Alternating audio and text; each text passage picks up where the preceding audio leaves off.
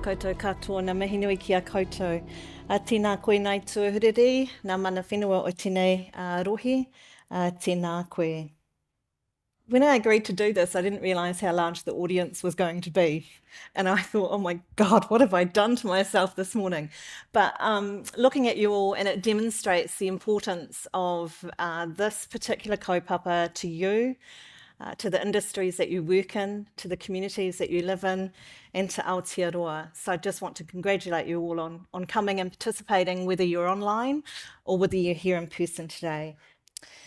Lisa Tumahai aho, I'm the kaiwhakahaere of Te Runanga o Ngaitahu, which is the chair of the Tribal Council of Ngaitahu. And our area spans about 80% of the landmass of the South Island. I'm honoured to stand before you today to address a topic of immense importance, the future of food and fibre production and its significance to Ngaitahu.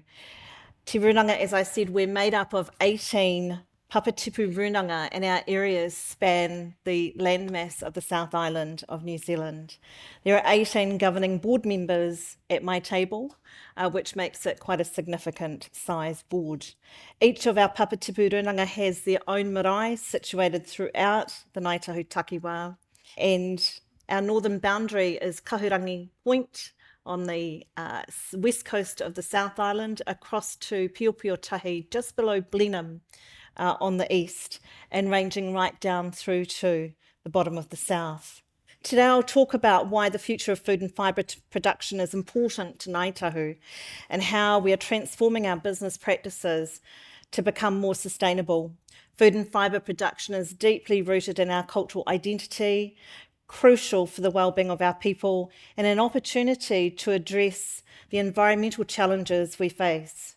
Where I come from on the West Coast, we had a rangatahi, a youth conference, and we asked them what were the most important things to them. And this was just after we started coming out of COVID. And the most important things were the basic necessities of living, their home, their warm home, and the protection and preservation of our water and security of food. And the protection of our mahinga kai practice, so that security of food source was tied to our ability to still hunt and gather foods within our region. One of the things I want to talk about to add to that is, as an iwi, we're in an interesting time in our journey and our history in New Zealand. We're still relatively young in that history. The post-settlement iwi of Ngaitahu is 25 years old. Prior to that, we've got 800 years of history, which is significantly young. But one of the things I want to just mention why I'm here is that we start to depoliticise that. The very fabric of our society in New Zealand needs to be rebuilt. The way that iwi are integrating, participating, are large decision makers, have a growing significant asset base, are heavily invested in primary industries and the extractive industries, are a major part of our society and our business communities going forward. They are playing roles in governance and significant decision making and influencing decisions across New Zealand. And it would be great if we could move on past the tittle-tattle of co-governance. The reason I say that is you're sitting in Canterbury and ECAN, the decision that ECAN made to be celebrated. And the reason I say that is I take the opportunity of the importance of iwi participating in food and fibre. Māori are in many ways leading the change forward, a sustainable future with our traditional concepts of mahinga kai, kaitiakitanga and whanaungatanga, guiding approaches to food and fibre production across government and industry. This shows that Indigenous thinking can not just inform, but lead the journey towards a more sustainable future. But first, some context about Ngaitahu, who we are, where did we come from, and where are we going? Ngaitahu is an iwi that made its home in Te Waiponamu, the South Island, more than 800 years ago. Our tipuna, our ancestors, were the first long-distance seafarers riding the oceans across currents and navigating by the stars on voyaging waka from Hawaii Nui. They populated the islands of the South Pacific, eventually making their way to Aotearoa.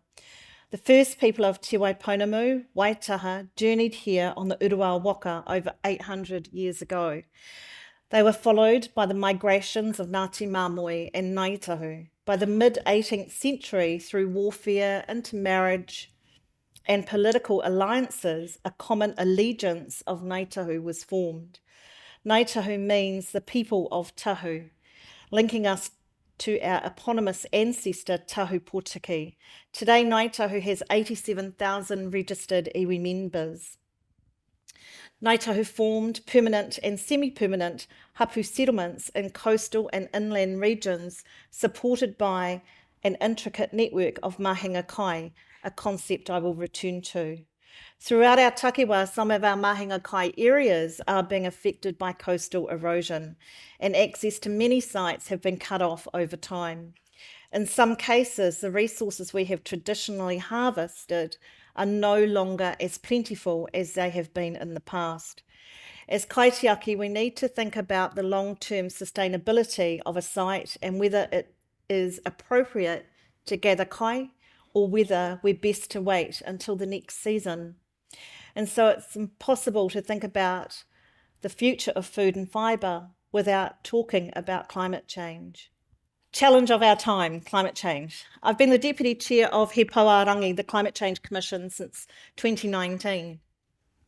This is a role and a responsibility I take very seriously because I am there to ensure Te Ao Māori, a Māori worldview, mātauranga Māori knowledge and tikanga Māori are considered and demonstrated in the work alongside the obligations to Te Tiriti o Waitangi.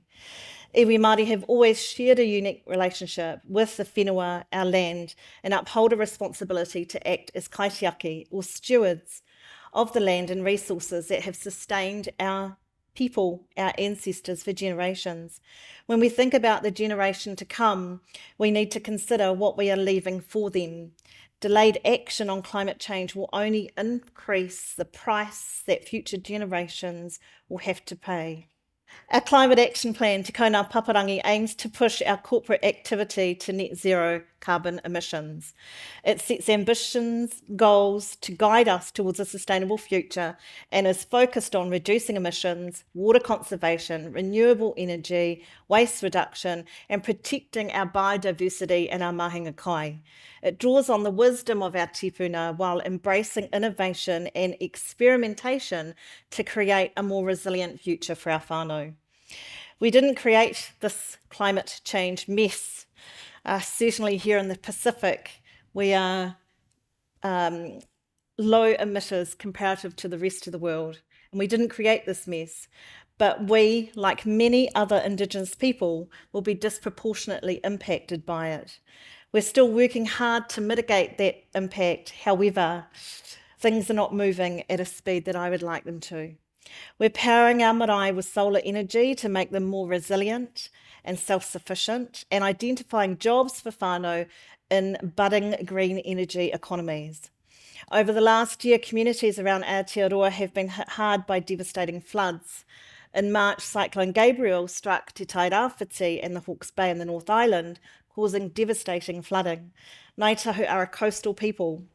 All but 2 of our 18 marae are at risk from flooding and sea level rises. In Westport, 140k north of my own marae, flooding left 450 houses unlivable or damaged after the 3rd severe flood in as many years.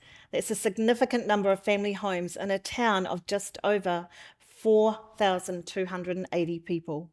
Security of water supply is likely to be the greatest issue for Waitaha, Canterbury in the future.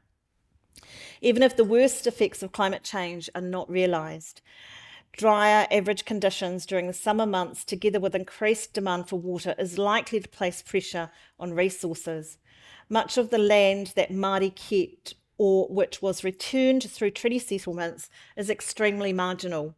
Although it tends to be owned by large numbers of whānau, land use change may be something which is demanded by climate policy but not remunerated.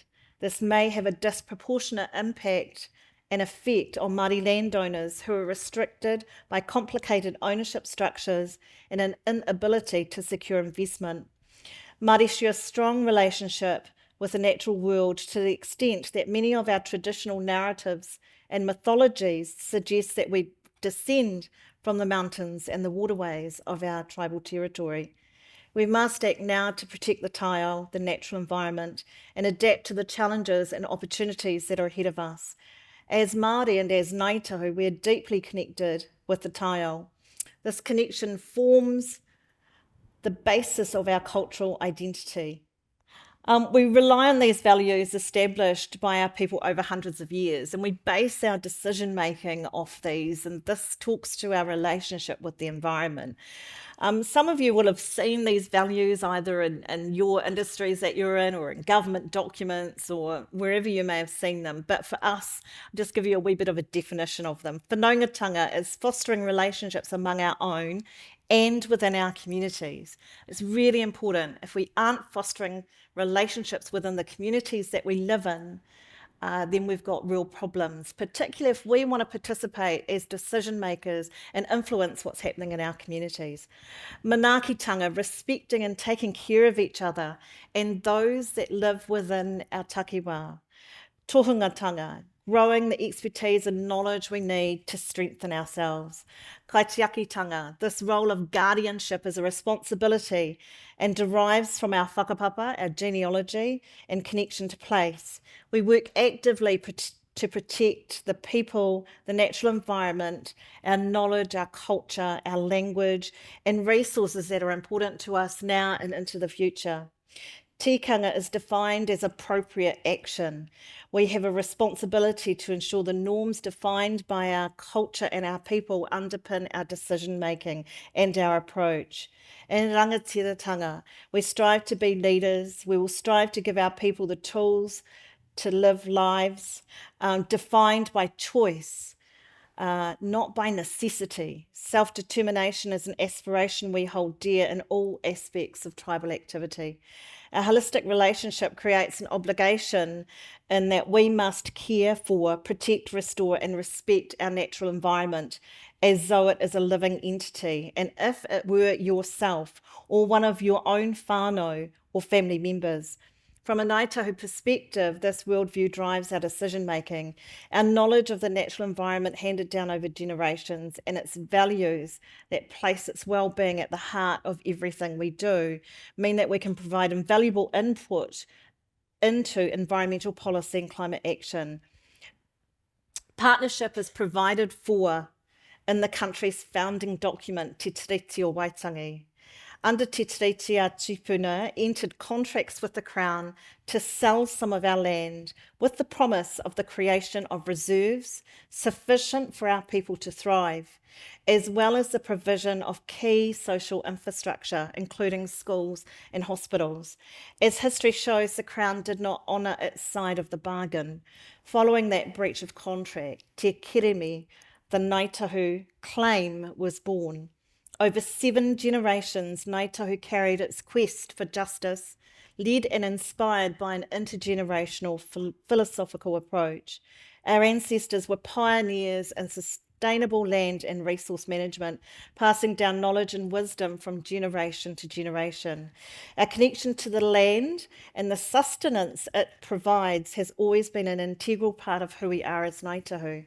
So for us, as we look forward to the future of food and fibre, we also take care to draw from those who came before us, applying that traditional knowledge of our tupuna in new and innovative ways. We see ourselves as leaders in the drive towards sustainable food and fibre production. As an iwi, we can and often will change and innovate in our production methods much faster than traditional corporate structures. All of our business units know and understand that our iwi has high expectations regarding the sustainability and transparency of our iwi-owned businesses. In practical terms, what is Ngāi Tahu doing to make food and fibre production more sustainable? More broadly speaking, we're exploring innovative techniques that minimise environmental impact while maintaining productive and profitable operations. We're transforming our farming, forestry and fisheries operations to become more sustainable. Some examples: we're working with Otago University to restore marine life in Littleton Harbour, as well as along the Otago coastline through native kelp species, reseeding and paua restoration, as well as the removal of the invasive whakame seaweed. In the agricultural sphere, we're investing in agritech to address challenges around methane, phosphate and E. coli. Meanwhile, we've embarked on the most comprehensive regenerative dairy farm trial in the country with a view to transforming practices on our whenua. We're transforming our own farming business. We recognise that sustainable land use and farming practices are essential for the long-term health of our whenua. Alongside innovative science and technology, we're designing modern regenerative production systems, which will be the foundation of the way we produce food and fibre. Our whole farm scale comparative study of regenerative agriculture is the most comprehensive trial in the country. The 7-year research program compares 2 side-by-side dairy farms, one using regenerative practices and the other conventional, at our Te Whenua Hau agricultural operation just north of Waimakariri River. We're looking to reduce water use, carbon emissions, nitrate leaching, and we're also evaluating the financial, social and environmental differences between those practices and the outcomes. The trial's testing the ability of regenerative farming to deliver sustainable and positive improvements in environmental impact, while also providing a working environment that's beneficial for our animals and our staff, and potentially something the wider sector can adopt and replicate at scale. Positive environmental impacts are not the only aspect of the program we're monitoring. Other desired outcomes include maintaining productivity levels while improving animal health and well-being. We've also invested in Leaf Company, establishing plant protein food system that prioritises people, place and planet. They're harnessing the best in human nutrition and innovation while reducing the overall impact the environment is creating. With Leaf, we share a commitment to the Canterbury region, a deep connection to the land in alignment with our future-focused environmental values. This investment and others are part of our investigation into sustainable land use and practice. Ngāi Tahu manages 54 hectares of forestry. We recognise the importance of sustainable management practices to preserve our forests' ecological integrity. As a renewable source, wood provides a significant opportunity to reduce the economy's reliance on fossil fuels. We're committed to implementing responsible harvesting techniques, reforestation programs, ecosystem restoration initiatives, and sustainable production of timber and other forest products. Just want to thank you all, and I wish you well in your conference over the coming days. Food and fibre matters. The industries of food and fibre matter, and they matter to all of our communities and to our whole country. We have a whakatauki in Ngāi Tahu, and that gives direction to all of our decision making and the things that we do. Mō tātou a mō ka uri a muri aki nei, which means our decisions are for us today, for our children tomorrow, and for future generations not yet born. And when we make our decisions and we set our strategic line of sight into the horizon, that's what guides us. I'll leave that with you all. Thank you so much for listening to me this morning, and it was lovely to be here.